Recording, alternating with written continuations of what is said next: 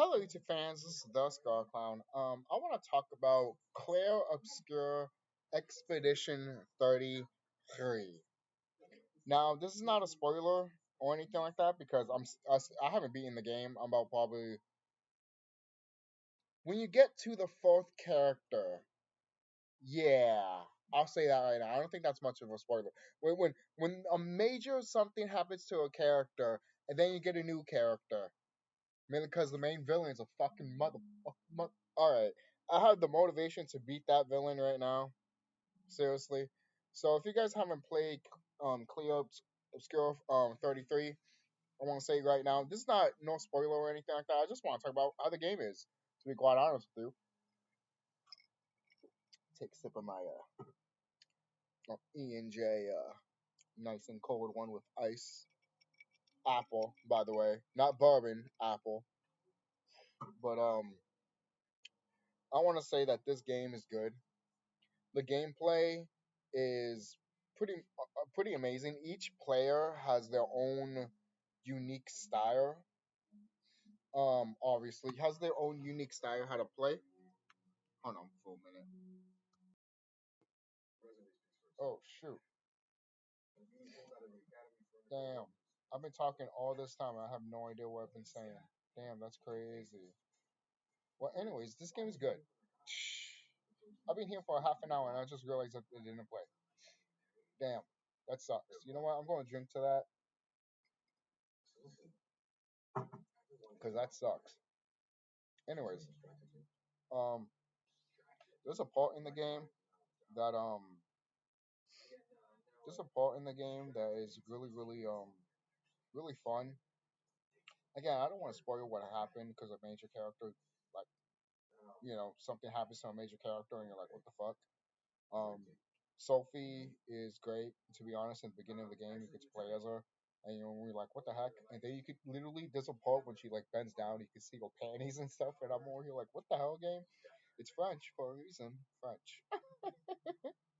But I like how the Alpha Tower is like bended and stuff like that. That's cool. That is cool. Um, again, I mentioned the gameplay before I remember that this video was paused. The gameplay for this game, you have attack, which you should use attack more. I know aiming is fun, but attack is a must because how you're going to aim and how you're going to use your skills if you don't just attack, basically. I always love systems like that. By the way, that's just me. What else is there? You could get swimsuits for the characters. I got two. I got two. I got one for Gustav and Luna. I think that's her name. Yo, Luna's hot as shit. Seriously, and I've been using her a lot because she can float and she can fly around. Yep, I don't care. Oh, that's a spoiler. I don't give a shit at that point. I'm not going to spoil a lot. But I just need to say that right there. In the world map in this game is literally reminds me of a painting, like a like a like a like a you know how those people make those 3D characters and then it looks like they're in a world big giant world map and something like that. Like they put it in like a glass display. It almost looks like that. It looks so good, so good.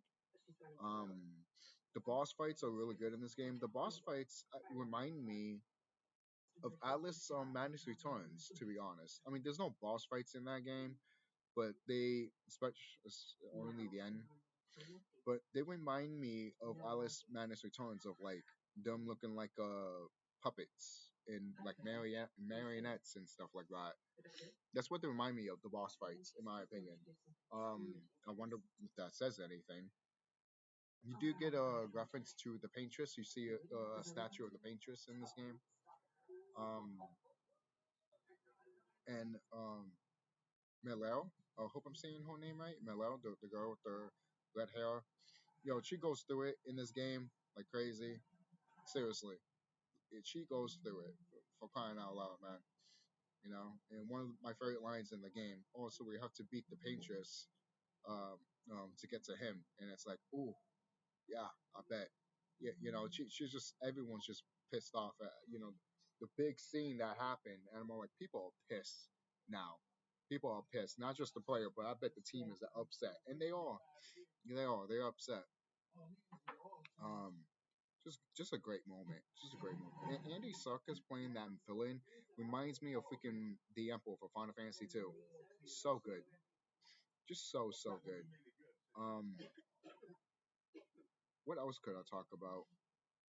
What else did I talk about? I said that I didn't even say because I forgot to continue the video. Um, maybe that's it. Maybe that's it. Um, I think there's just a lot of things with this game that's really good.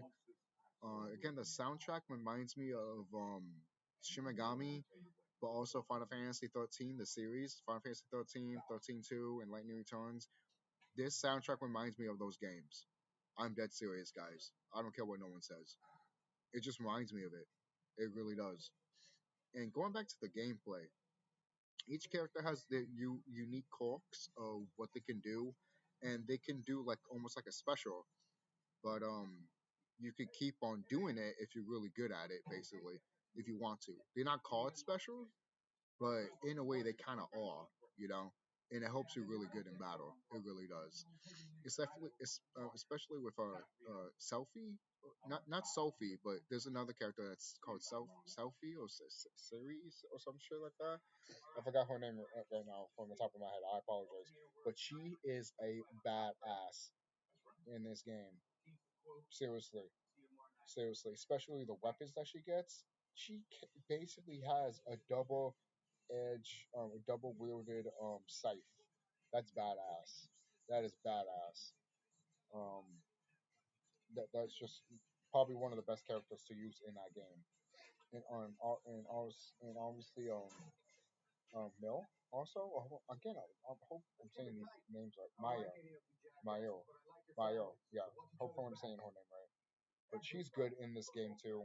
She's literally a good player, and so is Luna. Again, I hope I'm saying these names right. But all three of those girls right there in the game are good as hell. Not to say Gustav is not good in this game either. He is. All these characters are really fun in the game. I just haven't played enough with the newer character because what just happened not that long ago. I saved it and I'm like, all right. The next day I tried this new character out. Um, but yeah, I think that's really it. Don't forget to like, comment, subscribe, guys. If you played Expedition 33, let me know.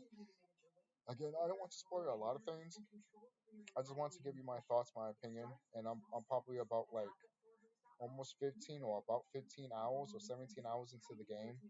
So there is that. I'm level 22 on each character, I believe. So, and yo, the abilities, I forgot to mention the abilities. The abilities that you get in this game is kind of like you get stun bonus or something like that, like a stun bonus. The other one you can get like a auto regen. There's one with that. Then there's one that can make sure that you could do high damage. Um, and when you do high damage, you get to get multiple attacks or something like that. So there's so many good stuff. And it reminds me of Final Fantasy 9. You know how you can upgrade your weapons in Final Fantasy 9, then you keep that ability. You can do that in this game, and it doesn't matter what you know how in some games that if you upgrade that certain character with that ability, they get to keep it. And they only get to keep it alone. It's not like that. Any character can choose basically. And I heard that you can also level. Well, I found out from when I was playing the game, you can level up their weapons. You can level up the character's weapons. So there is that, kind of like in Final Fantasy 2. Yeah, I was going to discuss what Final Fantasy 2 was because I told my friend about it. My friend was just like, "Yeah, that was ahead of its time." I mean, because you know how you can upgrade weapons now and stuff like that in RPGs, and people were like, "Yeah, that's a norm." But Final Fantasy 2 did it, and people still talk shit about it. So there's that. I told my friend that. My friend's like, "What the hell?" Yeah, it makes no sense. Final Fantasy 2 was ahead of its time, and if I did repeat that already, then oh well, who cares? I'm almost done here, anyways. So tell me what you guys think down below. What do you guys think about Expedition 33? don't spoil anything if you haven't. If I haven't got that fall into it, like I said, I haven't beaten the game. I'm not even going to check the comments. If I see any spoiler or anything like that, I will delete it. I will block you. Just saying that right now. Um, just tell me how you feel about the game. Are you happy that the game exists?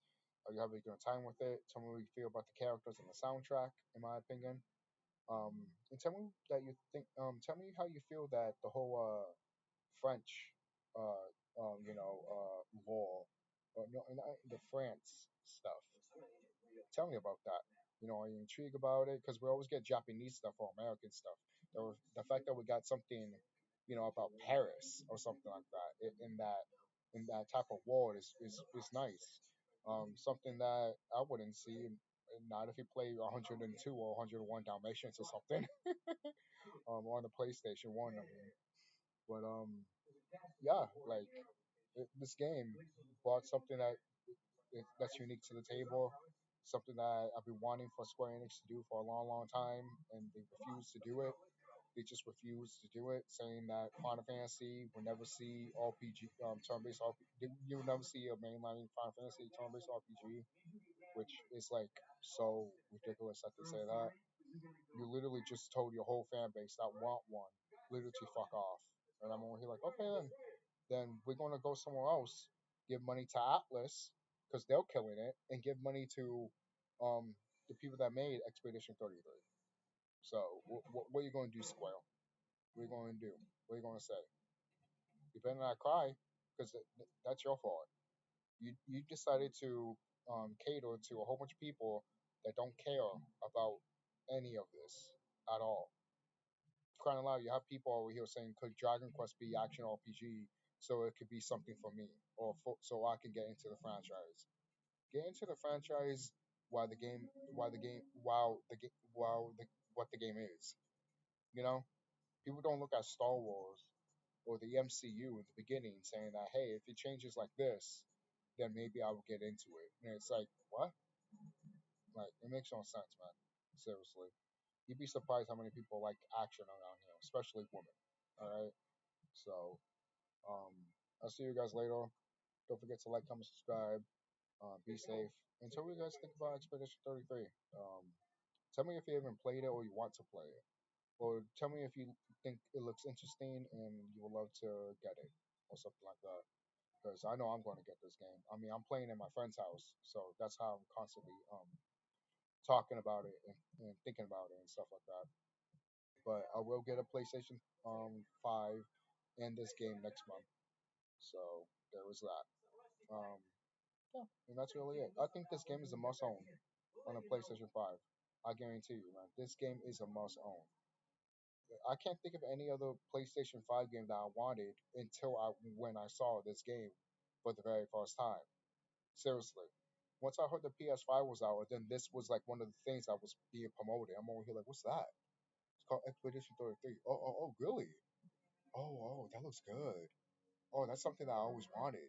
That's something that I always was intrigued of. Something that when I saw it for the very first time, I'm like, Final Fantasy, Square. Look at this. This is what I wanted. Like, seriously. But they just don't care. Square Enix does not care. And if they did care, we would have gotten something. This would have been this Expedition 33 would have been a Square Enix game and not a team of people that were 33 people making this game. And the fact that you have people in video game industries that you have thousands or hundreds of teams making one game, you have 33 people making one game. Only 33 people making this game. Not 100, not 1,000 of teams, only 33 people, only 33 teams in this game, in this development of this game. And they made a classic. They made something great. And for the people that made this game, Expedition 33, there's a reference to them in the game that they put a picture of them just to say hi to the fans and stuff like that. People that play this game, and you know what? This game is a masterpiece. I'm not having being in it yet, and I know it's going to be a masterpiece, and it's going to be talked about for a very, very long time, just like all the other greats, just like all the other great RPGs that are coming out today. Seriously, it's just people need to find it. And I'm not talking about these RPGs that are made by people like Square Enix. No. No, no, we're not talking about those type of developers. Seriously, at least Atlas is killing it right now, and it's in taking basically Dragon Quest and Final Fantasy's fan base. Dragon Quest is still doing good, yes, but it's still taking its fan base. I'm sorry. Like if we can get another Atlas game, and while we wait for a Dragon Quest game, then yes, or wait for a Final Fantasy game, then yes, most people will do that. Especially if people have been waiting for a turn-based mainline Final Fantasy game, since we haven't gotten since Final Fantasy 13. And that's how I'm going to end it right there.